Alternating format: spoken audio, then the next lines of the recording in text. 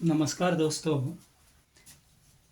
पिछले लेक्चर में हमने स्टडी किया था testis, external structure of testis. हम स्टडी कर रहे थे male reproductive system. Male reproductive system में 4 पार्ट्स होते, important parts: testis, accessory duct, glands and external genitalia. जो पहला पार्ट है टेस्टिस, उसकी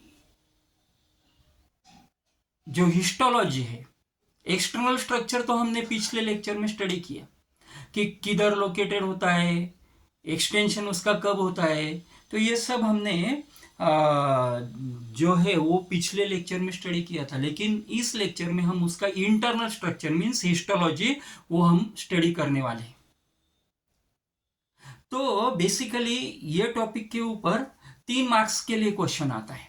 3 मार्क्स के लिए बहुत बार पूछा गया है। डायग्राम भी इस क्वेश्चन में बहुत इंपॉर्टेंट है। The histology of testes. Externally, the testis is covered by collagenous connective tissues, and the layer of this collagenous connective tissue is called as tunica albuginea. Again, tunica albuginea is divided into 2 sublayers. First, outer layer, it is called as tunica vaginalis, and inner layer is called as tunica vasculosa. Inner layer को हम tunica वास्कुलोसा बोलते हैं और outer layer को हम tunica vaginalis बोलते हैं। The fibres arises from tunica albuginea, divide each testis into 200 to 300 testicular lobules. हमने पिछले लेक्चर में स्टडी किया था कि testis are always present in pair. 2 testis होती है ह्यूमन रिप्रोडक्टिव सिस्टम में, राइट एंड लेफ्ट। तो ये जो एक्सटर्नल कवरिंग है जिसको हमने ट्यूनिका अल्बुगिनिया बोला, the fibres arises from tunica albuginea, divide each testis into 200 to 300 testicular lobules. Each lobules 200 से लेके 300 तक टेस्टिकुलर लोब्यूल्स में ये फाइबर उस टेस्टिस को डिवाइड करते हैं। Each lobule having 1 to 4 highly coiled tubules, called as known as highly coiled tubules, known as seminiferous tubules. Actually, the spermatogenesis, the gametogenesis takes place inside the seminiferous tubules. 1 से लेके 4 तक seminiferous tubules वहां पे होती है, हर एक lobule में होती है। और ये जो टेस्टिकुलर लोब्यूल्स है ये इस प्रकार से इंटरनली डिवाइड होता है। Each seminiferous tubules having internally line bye, अभी ये जो सेमिनिफेरस ट्यूबल है ये सेमिनिफेरस ट्यूबल इंटरनली अंदर से उसका स्ट्रक्चर कैसे होता है, तो internally line by germinal epithelial cells. तो what is the function of germinal epithelial cells? Germinal epithelial cells का फंक्शन क्या है? तो आगे चल के यही cell germinal epithelial cells undergo spermatogenesis. Sperm cell के लिए, या ये जो जर्मिनल इपिथेलियल सेल्स है इनसे आगे चल के स्पर्म सेल्स ये डेवलप होती है।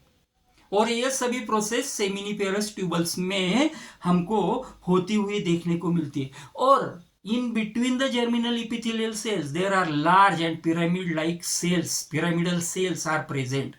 These pyramidal cells are called as nurse cells, or these cells are called as Sertoli cells, or these cells are also called as sustentacular cells, Sertoli cells. ये जो सेरोटोली सेल्स है उनको nurse sales भी बोला जाता है, क्योंकि the function of Sertoli cells is to provide nutrition to the developing sperm cells. Developing sperm cells को न्यूट्रिशन देना यह फंक्शन है सेरोटोली सेल्स का। इसलिए उनको नर्स सेल्स भी बोला जाता है। अभी जो दो सेमिनिफेरस ट्यूबल्स है उनके बीच जो स्पेस होता है, in between two adjacent seminiferous tubules there are a unique cells are present.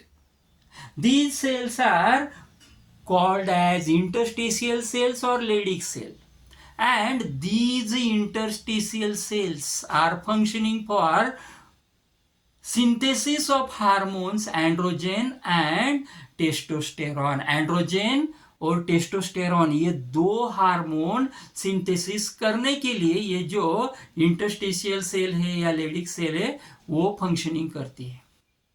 तो हमने क्या देखा, इन शॉर्ट समराइज क्या कर सकते हैं, outer covering called as tunica albuginea, 2 layers, outer layer is called as tunica vaginalis and inner layer is called as tunica vasculosa.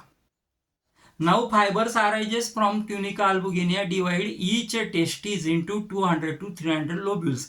Each lobule having 1 to 4 seminiferous tubules. Each seminiferous tubules having internally lined by germinal epithelial cells.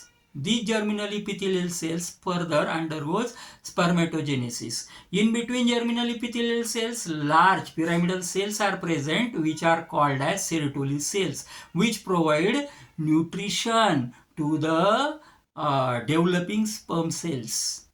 Now in between two adjacent seminiferous tubules there are interstitial cells or Leydig cells are present. These interstitial cells are associated with the synthesis of hormone androgen and testosterone. तो इस प्रकार से 5 से 6 point आपके होने चाहिए answer में और बहुत ही इंपॉर्टेंट टॉपिक है। Thanks for watching this video. Thank you.